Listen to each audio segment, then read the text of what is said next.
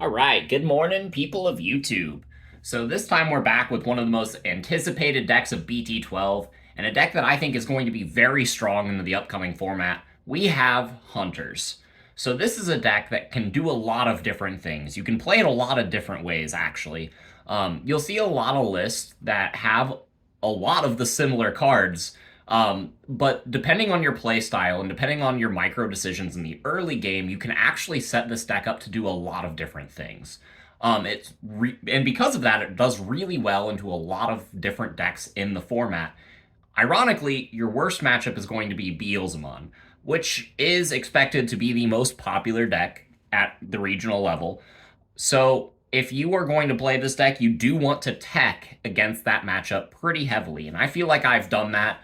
We've set this deck up in a way that can just put on an insane amount of aggression in the early game and steal games before they get a chance to set up. And it's really strong. It's been doing me really well in testing. So if you guys could, make sure you guys like and subscribe. And without further ado, we'll go ahead and get into some of the card choices. So for the eggs, we got 4 copies of Monimon. I'm not playing the 5th egg, which is the black baby, the little coin dude. I feel like this card's more consistent. You're going to be swinging face and getting deleted so that you can save a lot of times. So this will let you draw extra pieces, which is really important because you'll usually have a pretty low to mid number of cards in your hand. And the cards that you have one turn could be all different on your next turn based off of how many resources you use at any given point. So being able to replenish the cards that you go through is ultra important. So I like the 4 Monimon. We'll go into the Tamers first because it's how the deck functions. We have 4 copies of Taiki, gives you an extra draw if you tuck a Hunter Digimon under it at the start of your turn. Really nice. We got 3 copies of Taiguru and 3 copies of Uemano. For those of you that don't know, Uemano is errated. It was printed with a Green Tamers text. It actually says if you tuck a save card under it, then you get a memory at the start of your turn rather than plus 2,000. And then Taiguru is your memory tamer. These cards are ultra important because they make your Digivolutions cheaper by tucking sources from under your tamers, under your card that you're evolving into, which is really nice. And I do like these ratios because you want, like I said, drawing is important. You want to be replenishing your hand, but you also want these cards specifically because these are the ones that you can play off of the King version and the Damemon. So increasing the number of these cards is pretty important. And Taiki's the only one we're playing 4 of because I do like drawing cards. The last tamer that we're playing in the list is going to be the 3 copies of the Watchmaker. He's a searcher, and he can give your dudes plus or security attack +1 if you have an insane setup, which isn't really hard to do in this deck just because you're playing so many of your pieces for free. But this card is really good in the early game too, just because it is a searcher, which is why I felt comfortable playing 3.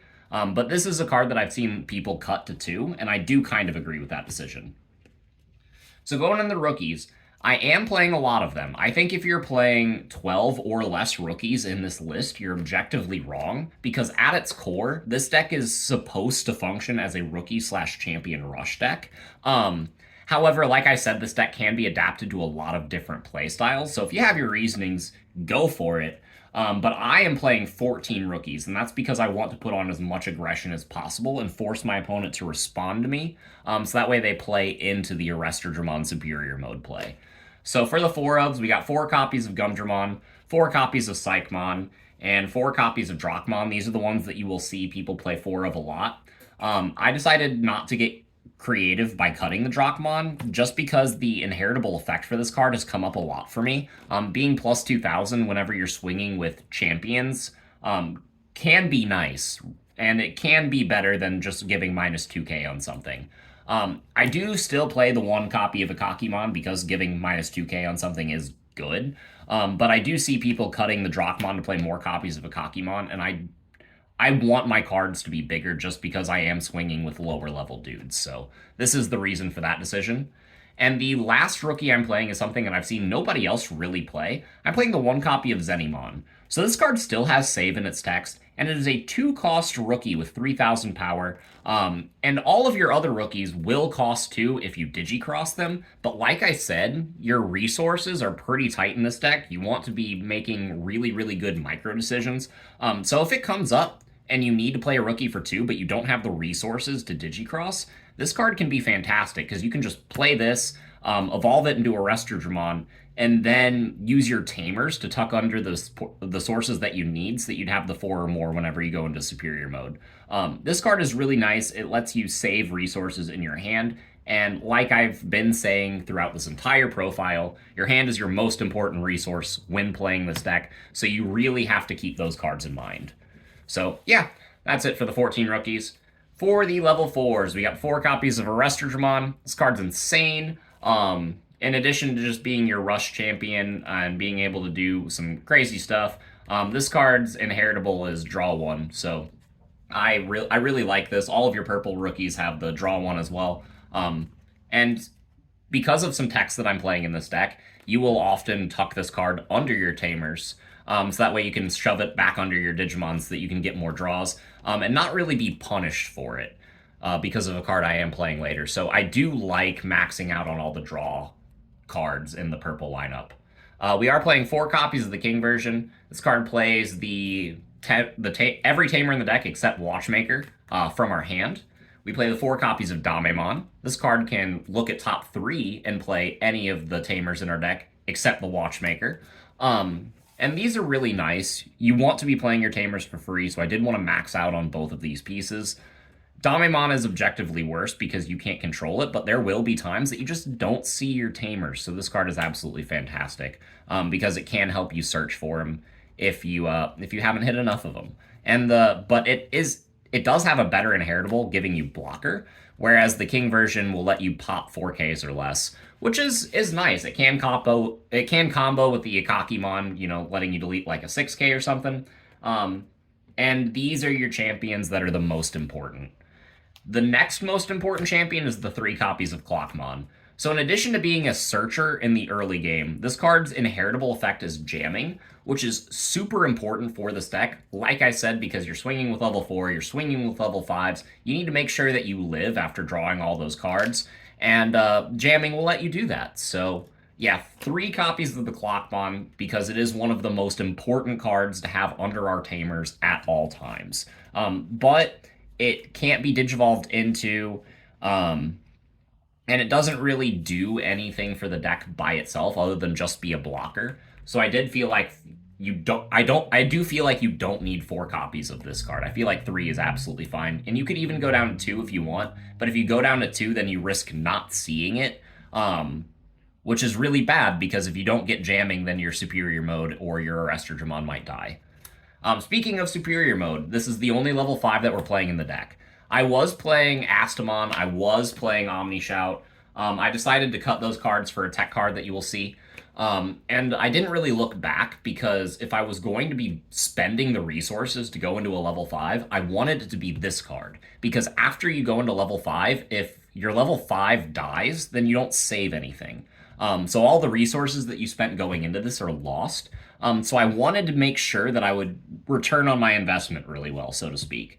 So this card is absolutely fantastic. Not only does it clear something on the board by like tucking it under a Tamer or a Digimon, which is just absurd, by the way. It has that really good inheritable that lets you draw 1, and it just attacks without suspending at the end of the turn. So you can do crazy things where you just kind of like pass to keep this card unsuspended to keep blocker and then swing with it anyway. And then still have an unsuspended blocker. You can swing with the Digimon, like evolve into this, tuck something, and then swing with this, pass turn. It's just absurd. This card does everything that you want to do in the deck. It has one of the best inheritables, like all of the best effects. And yeah, 4 copies of this card is mandatory. And if I was going to play another level 5, I'm like hard pressed on which one it would be because Omnishout is kind of nice, but it's not nearly as good as this card. But it accomplishes a similar role because it is sec attack up. But it does pop smaller bodies. And the Astamon lets you go into Quartzmon for cheaper. So I am leaning more towards that because Quartzmon can just steal you games. Um, but I think this card is just objectively the best level 5 and really the only one you need. So speaking of Quartzmon, we are playing two. This card is absolutely fantastic. The only problem with Quartzmon that I see a lot of Hunters players play is they are not playing overflowing power as well. So the problem with Quartzmon is it's if you draw it, you don't want to tuck it under your tamers to get your extra resources, right? Because you want to see it and you want to have it if you need it. But if you don't tuck it under your tamers, then it's going to be a dead card in hand and it could have been replaced with something better.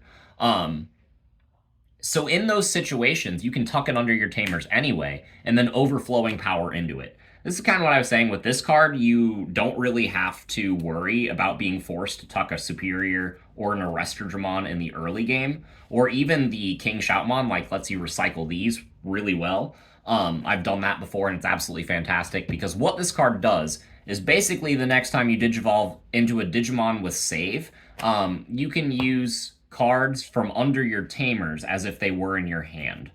So if I have the Superior mode or the Quartzmon tucked under a tamer, then I can activate this for 0, do something to end my turn, do the attack with, or yeah, and then evolve into the Quartzmon to end my turn, and basically be this big behemoth that my opponent can't get over. And it's really good. Um, the overflowing power is something that I see a lot of people, if they are playing it, as just a one of. I was testing it at just one, and every time I saw it, it basically won me the game. So I decided to cut my 5th level 5 and go up to 2 copies of this card because it's just absurd. But yeah, that's all I have to say about this deck profile. It's a really strong deck. Just to make sure you are you do get those reps in against Beelzemon if you are going to take this to a regional, because it can give you some trouble. But if you do play well, you can just beat that matchup because again, a lot of things have a really hard time against Quartz. A lot of things have a really hard time against Superior mode. And yeah, the cards are good, so I recommend you play them. That's all. Bye, everyone.